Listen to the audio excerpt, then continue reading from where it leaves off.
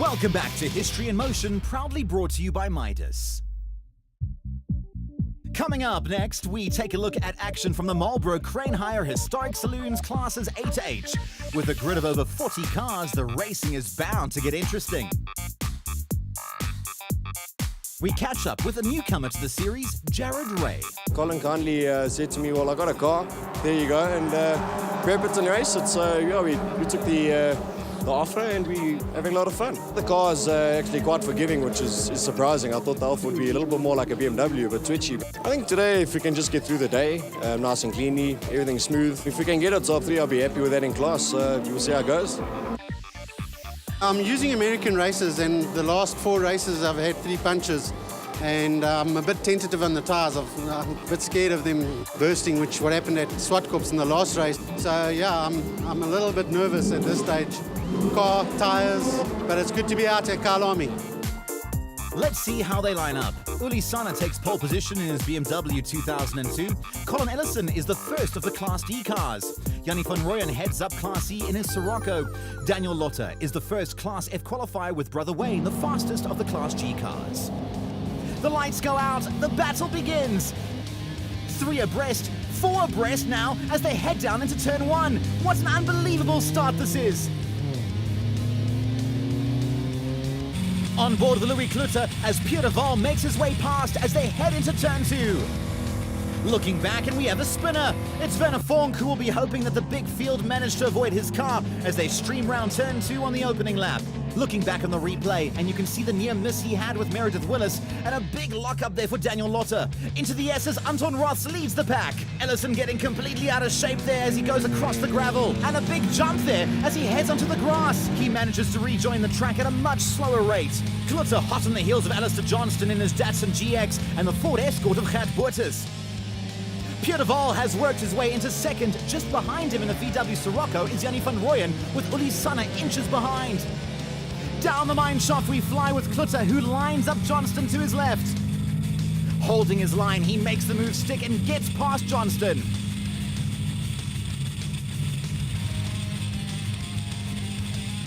Into the bowl, and Uli Sana slips down the inside and finds a way past Yanni van Rooyen and moves up into P3.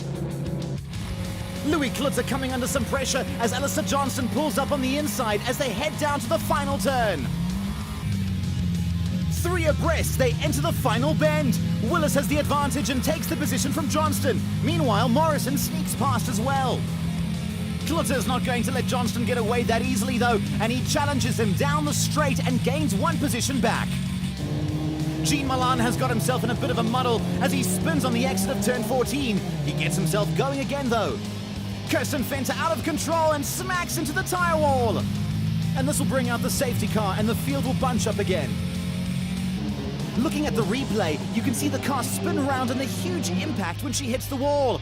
An unfortunate end to Kirsten's day's racing as the marshals recover the vehicle. The rest of the field will see the green flag, and racing is underway again here in the Marlboro Crane Hire Historic Saloons. Louis Klutter accelerates over the start-finish line and passes Martin Boerter in the red and white Datsun 1200 GX. After the restart, Roths leads the inseparable pair of Pierre de Val and Uli Sana. Yanni van Rooyen is a distant fourth for now. Klutter finds himself behind the big Merc of Davy Olivier, and alongside him is Alistair Johnston. Klutter uses all the concrete and finds his way past Johnston. On the long stretch to sunset, we watch the battle behind Klutter unfold. Boerter moves down the left of Johnston, makes his move and passes. Coming up on their right is Meredith Willis, who sees an opportunity. Graham Donker looks like he is stranded at the bottom of a mine shaft. His door is open and he is out. Donker getting out of the car and to the relative safety of the tire wall. The field is making their way towards the mine shaft now, and they're going to get a nasty surprise when they come across Donker's car in that very dangerous position. The front 3 cars come down to the bowl and navigate their way safely around the stricken Mini. This is certainly going to keep the field on their toes. Klutter comes down, passes the Mini safely. Behind him, Martin Boerter has to take evasive action, and he ends up colliding into the side of Davy Olivier. Not an entirely unexpected event, given the very dangerous place that the Mini was stranded. Looking at the replay now, you can see Boerter was firmly on the right-hand side of the track, but had to change his line at the last minute, and this resulted in his collision with Olivier. And this brings out another safety car while the marshals attend to Graham Donker's Mini.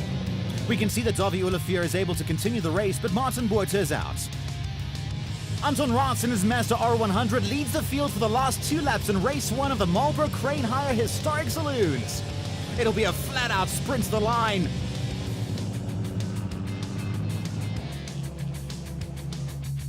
Anton Raats coming under some pressure from Pierre de Waal as they make their way down to the S's.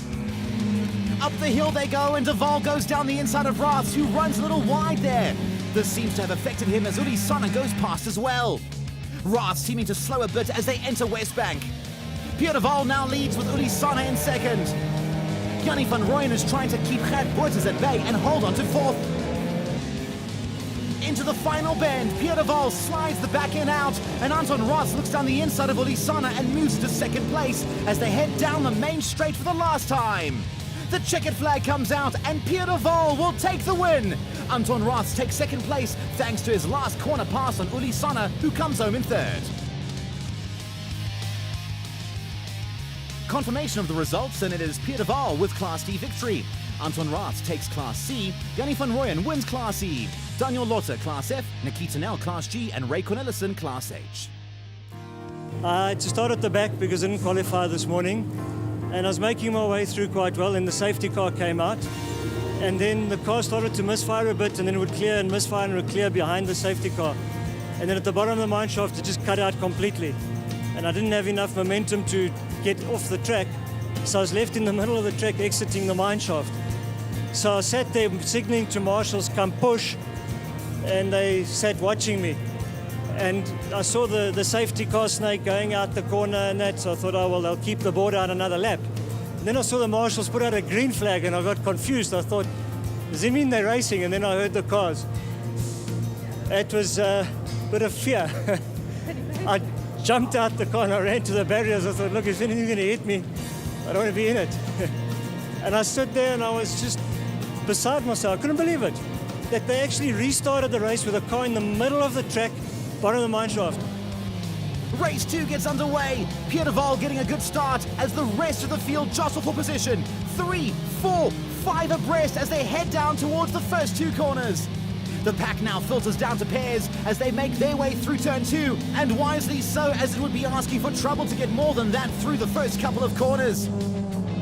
So far, everyone through safely as they head onto the back straight and towards sunset.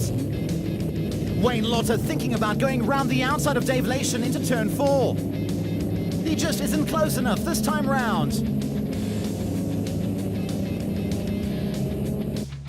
Through sunset the leaders come, a great battle developing here with Dawie Olivier at the front of it. Meredith Willis, Louis Klutter and Werner Fonk follow on. Behind him, Jared Ray, Alistair Johnson and Jackie Morrison. Onto the start-finish straight, and Werner Fonk has gone ahead of Dawie Olivier, but Olivier is fighting back. 3 abreast, Ray, Johnson and Morrison into turn 1. Ray comes out ahead.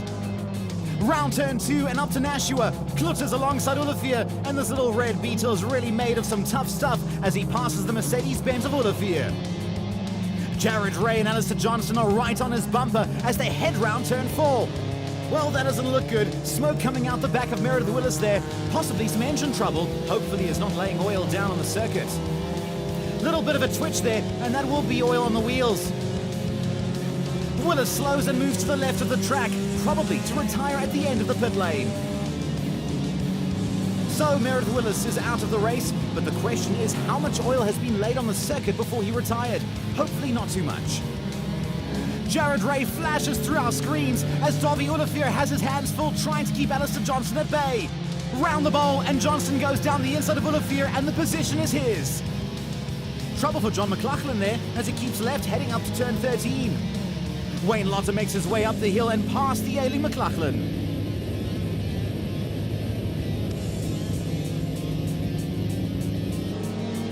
It looks like he is heading into retirement. Possibly something is broken on the suspension. You can see the way it's bobbing around. Lawrence van Zyl and Fanny Kloppers are having a great battle as they make their way down to turn 1. At the moment, the little Alpha has the edge over the big Mercedes. Behind Kloppers is the Fiat 124 of Sean Van Dam. It is great to see all the hard work the teams do on the cars shown on the track as we get to see some great battles between cars of varying sizes and power. Harry Lombard and Johan Prince run side by side through Westbank, neither driver giving an inch as they head down the mine shaft.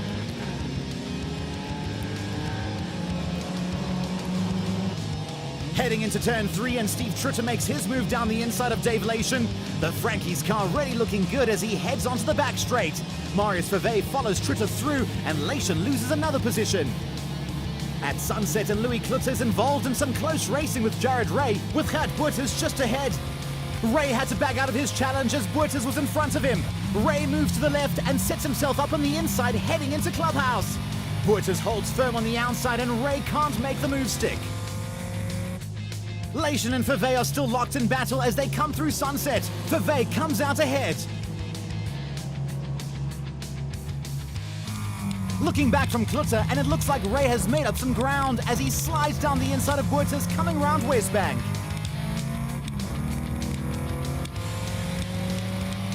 Some rain is starting to fall as Wayne Lotter leads the chasing pack onto the start-finish straight.